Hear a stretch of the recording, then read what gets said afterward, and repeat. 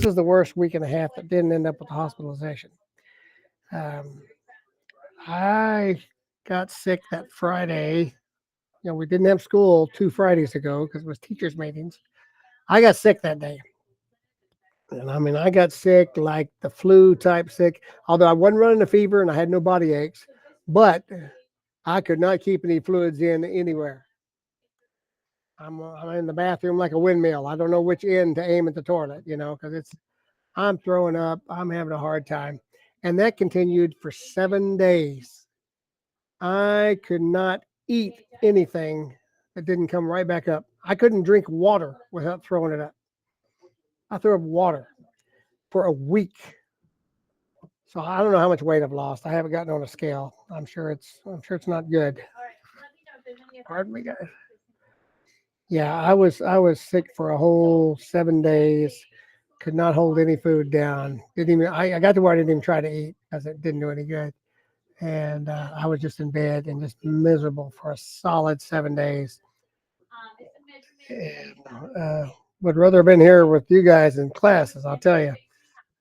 But finally Friday, I started being able to hold some food down. Things started clearing up. I started feeling more like a person again. Ate a little bit. Saturday, I was able to hold some food down pretty solidly. I'm like, all right, this is good. Not having to run to the bathroom anymore. You got tattoos at a wedding? That's a weird wedding. Ever seen a tattoo artist at a wedding? So yeah.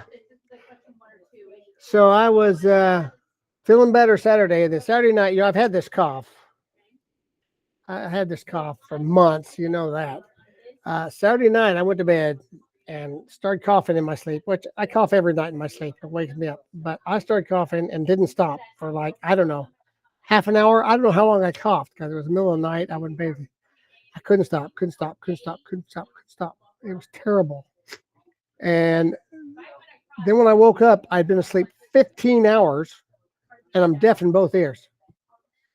I'm guessing from all that coughing, I've got swelling inside my head really bad, and I'm deaf in both ears. So please use the chat today because I cannot hear you guys. I can't hear a chime when people come to class. I can't hear anything. I'm deaf in both ears today. I have a CT scan after school today to look at my head, and we're going to figure out what's going on. But I'm hoping it's just swelling, and I'm hoping it'll go down soon, and I can start hearing again. Now, fortunately, I do have my cochlear implant, so I have some hearing, but that doesn't help in class because I can't keep the headphone up there. It doesn't work right, so I can't hear you guys. I can hear some of what's going on in the room because I can hear it through my cochlear, but my good ear is totally useless right now. Really wild. So that's where I'm at. I'm just happy to not be lying in bed miserable like I was for a week, but now I'm suffering something all new. Had a really weird week and a half. Ready to start getting healthy again because this is too much. I will get there. But I was looking, and most everyone is doing very well in here, which is good since we only have 2 weeks left for all you seniors, which everybody in this class is a senior. So you guys are finishing strong here, boosting up these grades here at the end. There's just a couple of folks that are behind that need to get some things turned in. But for the most of you guys and everybody that's present right now, I think that's one of the ones that are doing poorly is because they're absent and they're missing. But the rest of you guys are all doing very well. Hopefully you get your grade up where you want it by the end of the semester here, which is just a couple of weeks. So we got this week, got next week, and then finals is like the Monday, Tuesday after that for anyone that has to take the final. So remember, finals, no more than 4 absences, no more than 4 tardies, no more than 4 absences in advisory, no missed assignments, and a 75% in the class. A 75% in the class. As long as you meet all those requirements, you don't have to take the final in 2 weeks. So that's great. So, all right. Okay, let me go ahead and start pulling up what we got this week. All right, and I'm behind all the last week's assignments because I didn't do any schoolwork last week. I looked at my emails a couple of times just because I know some people were emailing me with questions, and when I felt halfway decent, I tried to answer some emails. I didn't get many answered, but I did look at a couple.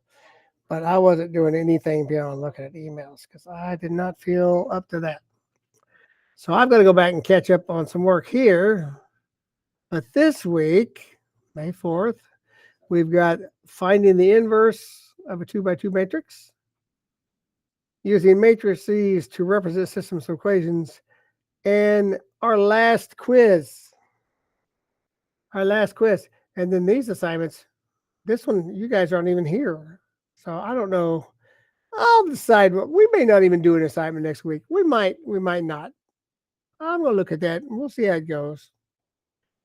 But this is our last stuff here. Find the inverse. So we're going to do these two folders. Finding the inverse of a matrix using its determinant, solving equations with inverse matrices. So let's go look at those folders. They're right here, right before quiz 4. So let's see. This folder has a video, and the assignment, and one video and assignment. So all we have is just a few videos and the assignments I've got. So let's check out the video on finding the inverse of a 2 by 2 matrix using the determinant and the adjugate.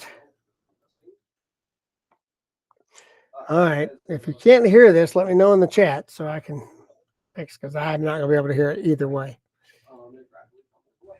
Let's attempt to take the inverse of this 2 by 2 matrix, and you'll see that 2 by 2 matrices are about the only size of matrices that it's somewhat pleasant to take the inverse of. Anything larger than that, it becomes very unpleasant. So the inverse of a 2 by 2 matrix is going to be equal to 1 over the determinant of the matrix times the adjugate of the matrix, which sounds like a very fancy word, but we'll see for a 2 by 2 matrix, it's not too involved. So first, let's think about what the determinant of this matrix is. Well, we've seen this before. We just look along the two diagonals. It's 3 times 2 minus negative 7 times 5. So this is going to be equal to 1 over 3 times 2 minus negative 7 times 5. So minus negative 7 times 5. And then the adjugate of A, and here I'm really just teaching you the mechanics of it. And it's a little unfortunate that in a typical Algebra 2 class, you kind of have to just go into the mechanics of it.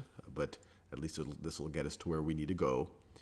So the adjugate of A, you literally just need to swap the two elements on this diagonal. So put the 2 where the 3 is and 3 where the 2 is. So so this element right over here, this 3 will go right over there. This 2 will go right over here. And then these two elements, you just take the negative of them. So the negative, let me do a new color. The negative of, actually I'm running out of colors. The negative of that is negative 5. The negative of that is positive 7. So we are left with, this is going to be equal to 1 over, 3 times 2 is 6, negative 7 times 5 is negative 35, but then we have this positive over here, so this whole thing becomes plus 35. So 6 plus 35 is 41. So the determinant of our matrix is 41. We're going to take 1 over the determinant and multiply it times our adjugate, times 2, negative 5, 7, and 3. So we get, so this is the drum roll part, 2 over 41, negative 5 over 41. I'm just multiplying each of these elements times 1 over 41. 7 over 41, and 3 over 41. And we are done. All right. Pretty quick, pretty short. Finding the inverse. So now we have the assignment that goes with it. Finding the inverse.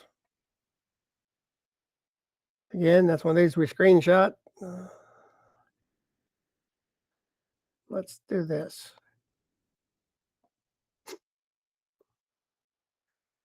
Oh, this is okay. Consider this matrix. Find the inverse of this matrix. Give exact values. Non-integers can be given as decimals or simplified fractions. You can do either way. If it's an easy decimal, if it's like 1/2, you can put 0.5, or whatever too. So let's look at this. I'm going to write this down. So we have to take 1 over, and we multiply these. -9 times 2 minus 0 times 8, so 0. So it's just -1/18, because minus 0 doesn't do anything, times, let's see, and these trade places to -9, and these just change signs. It's not -0, it's still just 0. So if we take -1/18 times this, so we got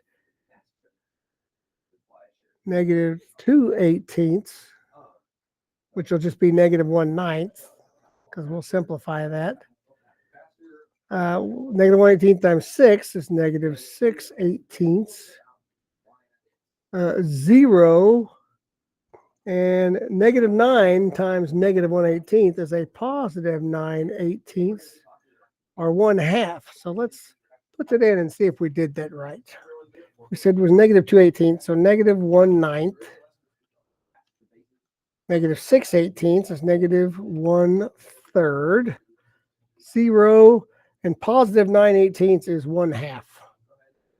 Let's try that. Did we do it? Hey, and I could actually hear that little chime in my ear. So my ear's not totally deaf. That's exciting for me. All right, next. See, these aren't that really difficult as long as you just follow the steps, which is how all of matrices have been, right? As long as we just follow the steps, don't make any careless mistakes, we can do this pretty well. Okay, so 1 over. Multiply these. So -24 minus -6 times 2, -12. So -24 minus a -12 is a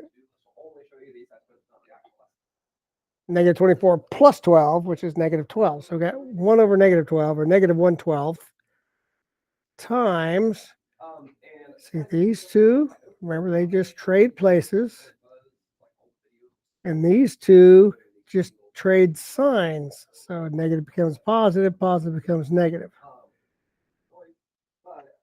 So -1/12 times 6 be -6/12, which is the same as -1/2. All right, 6/12 is 1/2. Negative times a negative, this is a positive 2/12, or a positive 1/6. Negative again, 6/12 is the same as 1/2. Negative times a negative, this is a positive 4/12. 4 over 12 is the same as 1 over 3. All right, let's put that in, see how that goes. -1/2, 1/6, -1/2, and 1/3. Yay! All right. Oh, there's a lot of negatives in this one. Let's see how that comes out for us. I want you to come up and tell me in the chat, what is this fraction going to be right here? 1 over. What is this going to be? Okay, we just did 2 of them. So this is going to be what? 1 over something. First number minus the second number. Give you a little practice at it.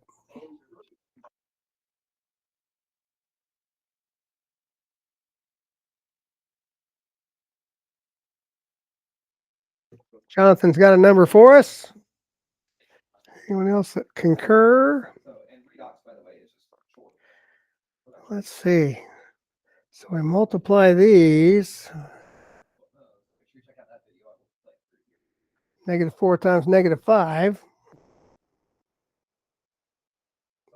which is a positive 20.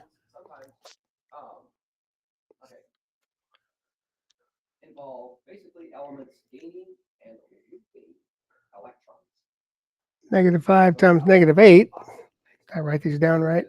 Yeah. -5 times -8 is positive 40. Uh-oh. 20 minus 40. I got a negative 120 up there. Jonathan, did I get different math than you did there, sir? Are you working ahead of me there? Maybe you're working ahead of me.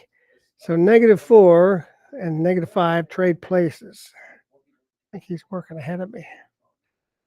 And these just change signs. So the first one would be a -5. See, Jonathan's already up to this first one right here. -5 over -20. Yep, he's got that 1/4. He is ahead of me there. Shay's got that -120. All right. So what's our second number over here going to be? We got a positive 8 after we change the sign. It's being multiplied by a -120. So we have to simplify that. 8/20ths negative. That's a negative. This one's going to be a negative. This one's a negative, so it's going to end up with a positive. 8/20ths is 2/5, because 4 divides into 8 twice. 4 divides into 25 times. 2/5. This is going to be the same as that one, except we have a -1/4. And -4 and -4, they cancel each other out. All right, you guys getting that? You understanding how that's working? Let's see how this works. 1/4, -2/5, -1/4, 1/5. We didn't make any mistakes there. Ooh, going well. All right. Oh, we got a bigger number on this one. Shouldn't be a problem though, because we also have some ones. So multiply those. That's just 10. Multiply those. That's 2. So we just got 1/8 this time. 10 minus 2. That is a 2, right? Yep, that's a 2. It looked a little odd the way I wrote it, but that's just my handwriting today. So these trade places. -1 moves up here, -10 moves down here. These trade signs. So they both positive, so they become negatives. So all of our answers are going to be negative because this is a positive. So -1 times 1/8 is -1/8. -1 times 8 is -1/8. -2 times 1/8, -1/4. -10 be -5/4 because 10/8. See if it takes it that way. -5/4. That's simplified. I don't know if they want improper fractions though, but we'll try it and see.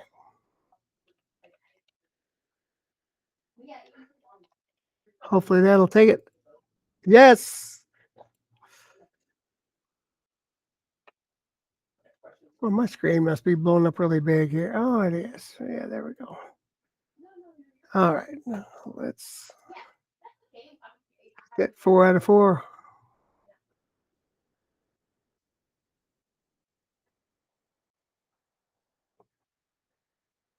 Well, I'm going to take another screenshot because it kind of put that in my way a second ago.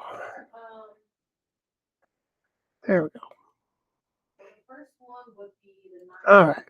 Scroll down. Let's paste our screenshot there. 4 out of 4. Lovely. All right. So that's our first folder. Let's look at the solving equations with inverse matrices. So we have a video lesson, and then we're going to do an assignment. Then we have one more video lesson, then we'll do our last quiz and be done with the matrices. So let's check this one out.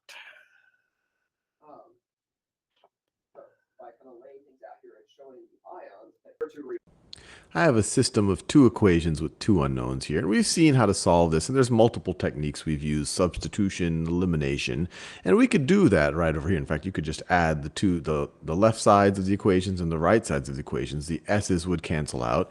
Actually, let's just do it to show how that's relatively straightforward for at least this example right over here. You add the left-hand sides. These cancel out. You're left with negative t is equal to 7 plus negative 6 is equal to 1, or you get that t is equal to negative 1. T is equal to negative 1. And if t is equal to negative 1, this top equation, you could use either one, would simplify to 2 times s. Negative 5 times negative 1 is plus 5. Plus 5 is equal to 7. Is equal to, let me use those same colors that we have over there, is equal to 7, or, and we could do this part in our head, 2s must be equal to 2, and that s is equal to 1. 2 times 1 plus 5 is 7.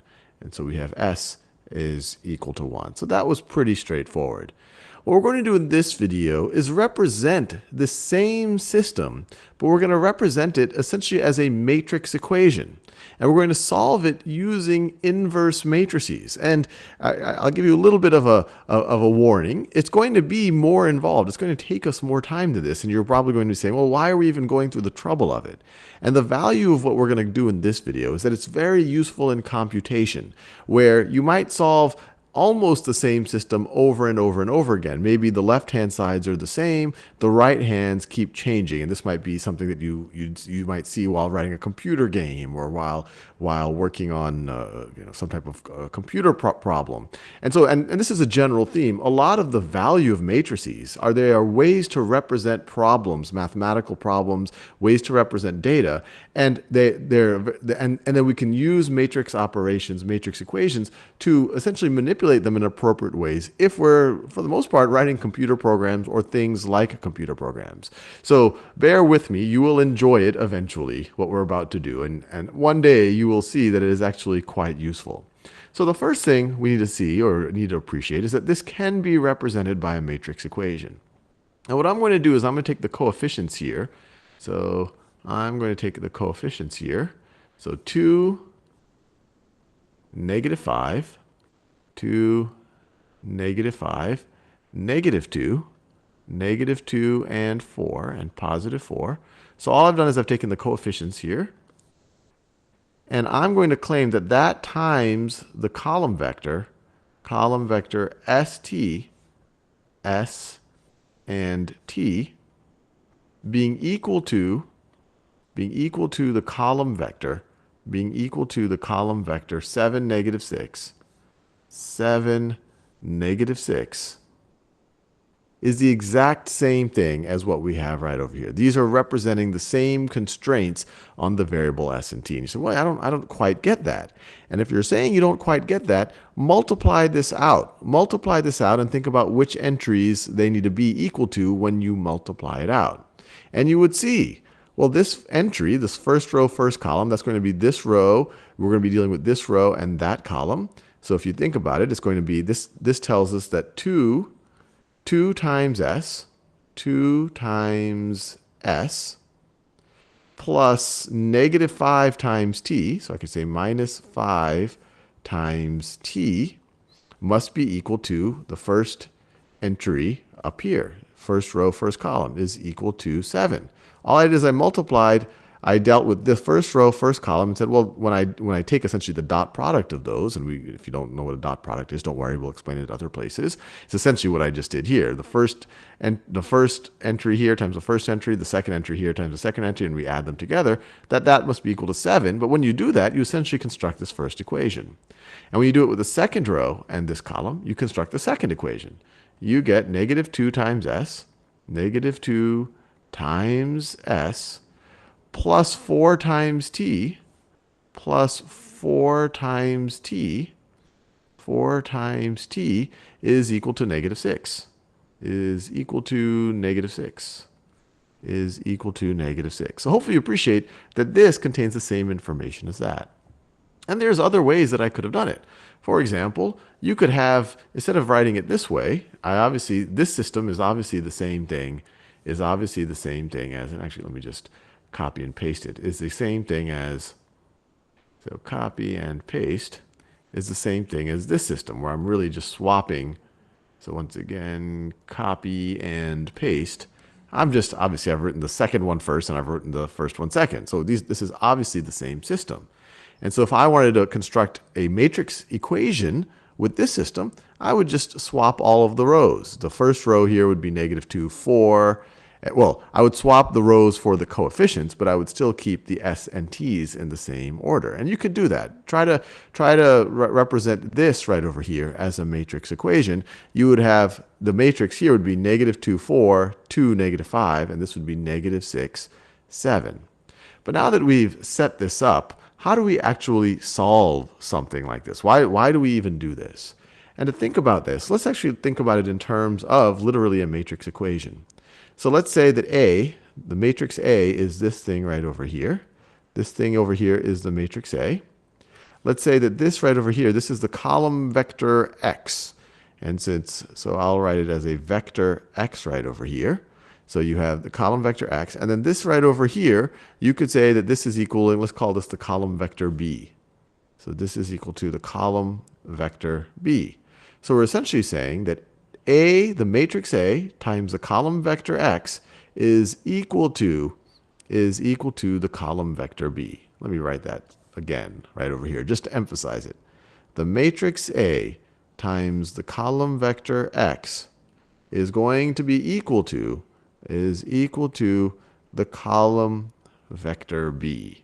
And so this is what they're talking about when they say a matrix equation. And actually, even before we even think about computation and computer graphics and all of that, you will see a lot of things like this in physics, where they're speaking in general terms, where they might not even be specifying the dimensions of the matrix or the dimensions of this vector, but they're talking about some general property in, say, physics. And so you'll see matrix vector equations like this a lot as you get into higher and higher sciences. But once again, let's just go back to our core issue of how do we actually solve this? Well, one way you could think about it, we've already seen that if a matrix is invertible, that means that there's a matrix A inverse that exists such that A inverse times A is equal to the identity matrix. So what if we multiplied the left-hand sides of both sides of this equation by A inverse? Remember, order matters when we are multiplying matrices. So we multiply the left-hand sides of both sides of the equation by A inverse, which would get us A inverse times A times x is equal to A inverse. Remember, I'm multiplying the left-hand sides of both equations. A inverse times the column vector b. Now, why is this interesting? Well, we just said that the inverse times A, assuming that A is invertible, that this right over here is going to be equal to the identity matrix. So that's going to be the identity matrix times column vector x, and that's going to be equal to this stuff. That's going to be equal to that. So let me just copy and paste that. That's going to be equal to that. Now, why is that interesting? Well, the identity matrix times some other matrix, this column vector essentially is a 2 by 1 matrix, that's just going to be this column vector again. So it's just going to simplify to that our column vector is equal to the inverse matrix times our column vector, or our column vector x is equal to the inverse matrix times the column vector b. And so once again, emphasizing why is this useful? Well, yes, you do have to go through the trouble of calculating A inverse, but once you've done that, you could keep swapping in different b's. You know, this one is 7, negative 6, but you could have other b's here. And if you're running a computer program, you want to do this over and over again, you just have to do multiple matrix multiplications. So I'll leave that thought here. I've realized that I'm approaching 10 minutes, which I never like to cross in these videos. In the next video, we'll actually compute what A inverse is and calculate what the solution vector x is. Okay, so we'll see. Was that useful? Interesting. All right, let me close that out. It's using matrices to represent systems of equations. All right, close that little half tab. Ready to practice. Okay, so if they give this system's equations, 6x plus 5y equals 22, negative 10y plus 22z equals 24, 4x minus 6z equals negative 4, we can represent it as a and x, y, and z, there they are, equals b, and they want us to find a and b. So what would the numbers be out front? So for the first equation, the x, the y, the z, the x goes first, of course. There's a 6x, there's a 5y, and the first equation, there are 0 z's. And what does it equal? It equals 22. This last one's really easy. It's going to equal those three numbers in the same order, 22, 24, and negative 4. So the second line, Go back to your screen. how many x's do we have? There are 0 x's. There are negative 10 y's, oops, not 4, 10 y's, and there are 22 z's. The last equation just has x's and z's. So 4 x's, 0 y's, negative 6. So let's make sure we got the negatives in there. So it should just be that, right? And it is. So this is just setting up. We're not having to solve. Set it up to where it's the matrix of the coefficients times the matrix of the variables equals the matrix of the solutions. Okay, so we have another one here. XYZ, XYZ, they all have XYZs. So we want to know what the coefficients. So all we have to do is just go across each line in order and put what the coefficients are for X, Y, and Z. And then the 3 equals. There's a negative. That's the only negative is negative 8. All the rest are positives. I made that one real simple on us. There was no missing variables. X, Y, Z, X, Y, Z, X, Y, Z. All right. Again, the only thing that's tricky here is you look at that and like, well, what's the coefficient of Y? 1. There's 1 Y. 3, 6, 13, 12, 16, negative 27. There's only one negative there. Now on the right side, we got the 17, the negative 5, and the 33. You guys should be able to nail this, get another 100% right here. X, Y, Z, Y, Z, X, Y, Z. So one's just a little tricky. Negative 8, 1, 0, 3, 2, 8, negative 9, 1, and 5, negative 10, 4. Let's see, did we do anything wrong there? Yes, you're gonna do. Looks like we're okay. Lime of water in the soil. There we go. That one was pretty straightforward, just representing it the way he showed us in the video. If you need to go back and review the video, maybe you're looking at that and it's like, oh, wait a minute, I didn't quite get all of that. Watch it again. You've got that available for you right there. Okay, let's scroll down here, paste our answer in, submit.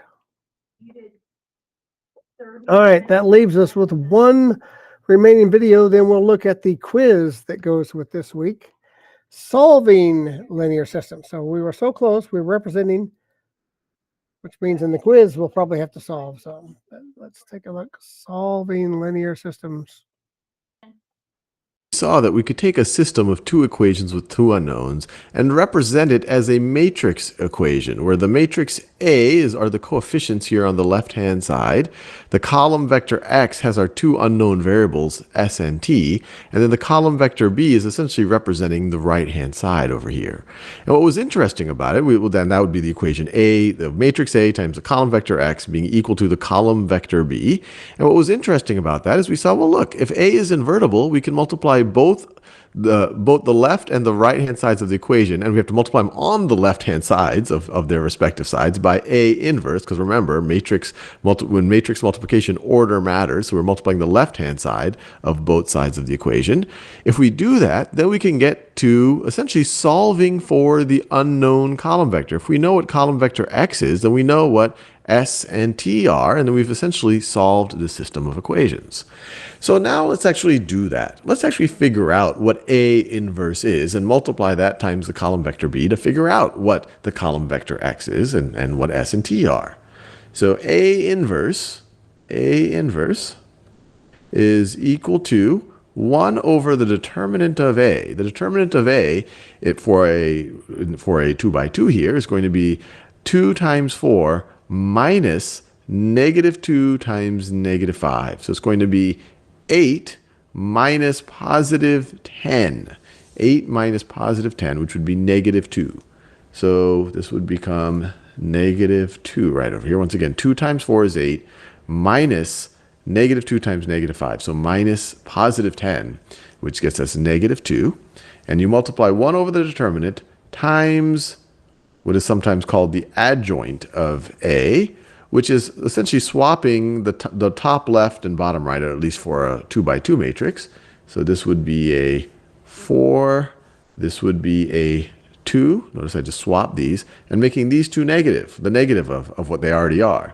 So this is from a negative 2, this is going to become a positive 2, and this right over here is going to become a positive 5. If all of this looks completely unfamiliar to you, you might want to review the tutorial on inverting matrices, because that's all I'm doing here. And so A inverse is going to be equal to, let's see, this is negative 1/2 times 4 is negative 2. Negative 1/2 times 5 is negative 2.5. Negative 2.5. And negative 1/2 times 2 is negative 1. Negative 1/2 times 2 is negative 1. So that's A inverse right over here. So now let's multiply A inverse times our column vector 7, negative 6. So let's do that. So this is A inverse. I'll rewrite it. Negative 2, negative 2.5, negative 1, times 7 and negative 6. Times, I'll just write them all in white here now, 7, negative 6. We've had a lot of practice multiplying matrices. So what is this going to be equal to? So the first entry is going to be negative 2 times 7, which is negative 14, plus negative 2.5 times negative 6. So let's see, that's going to be positive. That's going to be 12 plus another 3. So it's going to be plus 15. Plus 15. Negative 2.5 times negative 6 is positive 15. And then we're going to have negative 1 times 7, which is negative 7, plus negative 1 times negative 6. Well, that is positive 6. And so the product, A inverse B, which is the same thing as the column vector X, is equal to, we deserve a little bit of a drum roll now, the column vector 1, negative 1. So we have just shown that this is equal to 1, negative 1, or that X is equal to 1, negative 1, or we could even say that the column vector ST, column vector with the entries S and T is equal to 1, negative 1, is equal to 1, negative 1, which is another way of saying that s is equal to 1 and t is equal to -1. And I know what you're saying. I said this in the last video, and I'll say it again in this video. You're like, well, it was so much easier to just solve the system directly, just with using elimination or using substitution. And I agree with you. But this is a useful technique, because when you are doing problems in computation, there may be situations where you have the left-hand side of the system stays the same, but there's many different values for the right-hand side of the system. And so it might be easier to just compute the inverse once and just keep multiplying this inverse times the what we have on the right-hand side. And you probably are familiar with some types of you have graphics processors and graphics cards on computers, and they talk about special graphics processors. What these are really all about are the hardware that is special purpose for really fast matrix multiplication.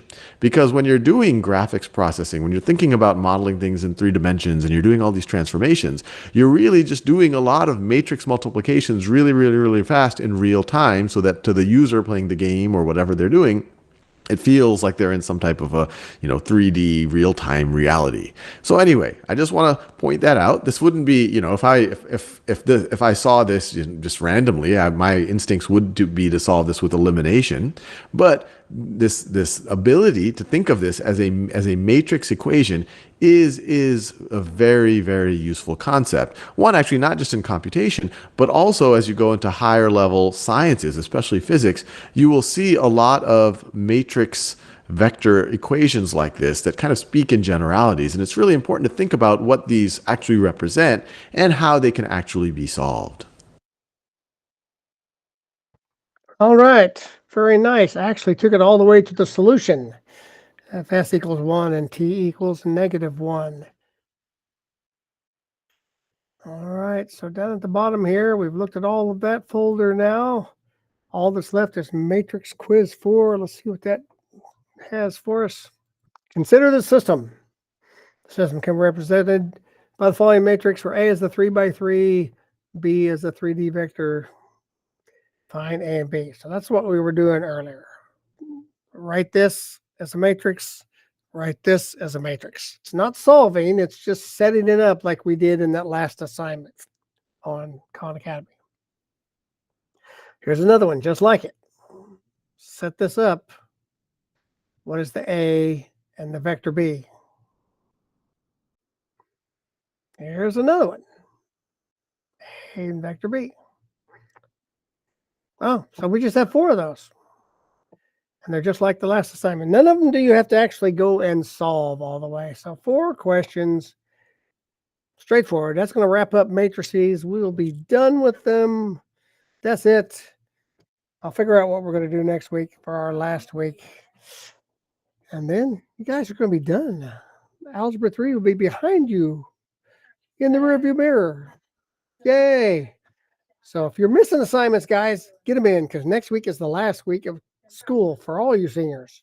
So get all your missing stuff turned in now. If you haven't had too many absences, then you'll want to make sure and get no missing assignments and get your grade over 75%, which means if you need to go back and redo something, do that. If it won't let you, let me know. Hey, Mr. Brock, I'm trying to get my grade up. Can I redo this assignment?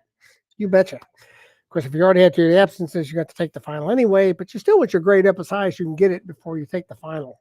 So, all right, guys, have a great week. This is an A-Day Friday, so if you need help, yeah, graduation 19 days away. It's coming real fast. And yeah, it's going to be here before you know it. Life's about to slap you in the face. That's all right. You're ready for it. So A-Day on Wednesday and Friday this week. Have a great week, guys. I'm here if you need me. Send me an email.